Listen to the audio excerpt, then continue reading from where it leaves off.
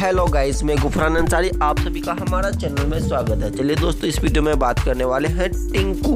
टिंकू नाम का मतलब क्या होता है आपको इस वीडियो में बताने वाले हैं, और टिंकू से रिलेटेड कोई डिटेल भी आपको इस वीडियो में देंगे। तो चलिए दोस्तों, वीडियो में अंत तक बने रहो। हाँ, यदि आपने अभी तक चैनल को सब्सक्राइब नहीं किया है तो प्लीज़ यार चैनल को सब्सक्राइब कर लो, वीडियो को लाइक कर देना, हाँ इसे अपने दोस्तों में भी शेयर करना। चलो अब टिंकू के बारे में जानते हैं। इससे पहले दोस्तों, यदि आप टिंकू के अलावा आप किसी दूसरे नाम के बारे में जानना चाहते हैं, कोई भी नाम के बारे में जानना चाहते हैं, तो आप हमें कमेंट में लिखकर बता सकते हैं। हम इसका उत्तर बहुत ही जल्दी आपको दे देंगे, यानी एक वीडियो बना देंगे आपके लिए। टिंकू के बारे में जानते हैं। टिंकू एक बहुत ही प्यारा नाम है जिनका मायने होता है, मतलब होता है कि भारत में लड़कों के एक बहुत ही आम प्रचलित नाम।